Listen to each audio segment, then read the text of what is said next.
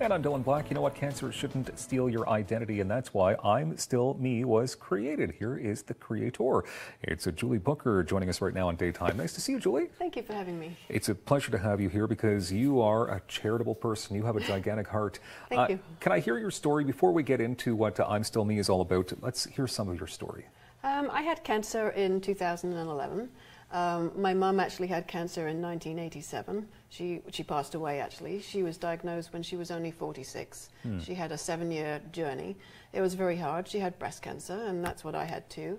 And when I was going through my journey, I knew that I wanted to give back somehow. I was lucky. For some reason, I didn't find it hard. I don't know, maybe it was because I was busy. I have 4 kids.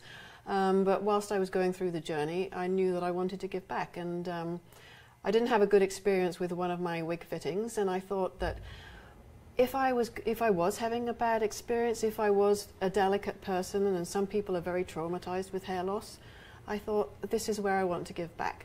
And so I decided to create this company, I'm Still Me. The reason it's called I'm Still Me is because I encourage people not to give cancer the identity, not to go around with a big C on your head. I was Julie when I had cancer. I wasn't cancer. So I take wigs to people's houses, so they don't have to go to a salon where they may be served by someone who doesn't wear a wig, who doesn't have cancer, and doesn't understand the experience that they're going through. Some people are actually more devastated by the hair loss than they are by the cancer. By the cancer diagnosis. It's actually debilitating for some people. Oh, definitely. I could only imagine. I mean, it hasn't happened, but I can only imagine it can't be an easy thing to deal with. So you go around with wigs, you go to people's homes, which must be lovely because they don't have to leave their homes and go in a salon where they don't know the people. They can get to know you maybe one-on-one beforehand. Yes, some people, I have spent hours and hours on the phone with them before I actually go there, maybe 6 or 8 hours even. I don't charge for that. I don't charge for the visit either. And I charge the same for the wigs that they would otherwise pay in a salon. Because basically I really want to help people. If I could give people free wigs, I absolutely would. But I haven't won the lottery yet. I get it. I actually don't buy tickets. Okay. Now, what is this about seeing a person's reflection? I mean, that could even be damaging, right? Right. Well, when my mum, when she wore a wig when she had cancer, because she had it a long time ago, the quality of wigs weren't very good. Basically, she had a little Brillo pad on top of her head. So she used to go around our house without her wig on. Very, very distressing as a child to see your mum in that situation. I would look at her and basically you'd see cancer.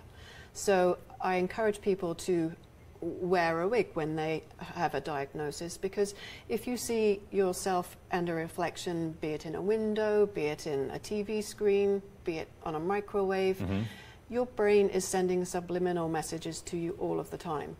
If it sees hair, it's telling you that you're healthy. If your brain is sending you a message of a bald head, it's sending you a subliminal message every day that you have cancer. Every message that you receive that's positive is going to help you. Oh, it makes you feel better. And attitude is half the battle. And sometimes people say it's more. Well, can I ask you then, so what you're wearing right now is a wig? It's a wig, yes. And I know you told me that out in the green room, and I had to ask, and I had to, but I had no idea because it is so natural looking. Yes. My hair didn't, unfortunately, grow back. Most people's hair does grow back, and everyone says, my hair grew back a different color or a different texture, maybe wavy. But with chemo, chemo is a poison. So we're all left with a detriment in some respect. With me, I didn't grow my hair back, but I look at it that I have perfect hair every day, and I don't have cancer. Well, so, that's and I understand what everybody is going through when they don't have hair. So, so you brought a couple of wigs with you. Yes. So here's just a couple of examples. Yes. So how do you match people up with the perfect hairstyle, the perfect wig? Well, some people want the exact same look that they had originally. That's pretty hard to get. Most people choose a synthetic wig. This is a synthetic wig. They bounce back into the original shape all of the time. You can get a human wig. A human hair wig. I heard the gentleman say earlier with the beard oil that he collects donations of hair. Of course. They are much more expensive. It's much easier to maintain a synthetic wig. You just have to wash it about every month or two. Really? Okay. That's and good. it maintains its style all the time. That's good. You can have either. We've only got about 45 seconds left, and I just want to get out to the importance of how people can contact you. Yes, by email, by my phone, whichever. Okay. I can answer both. Okay, and I know we've been flashing IMSTILLME.ca, of Yes. course, your website.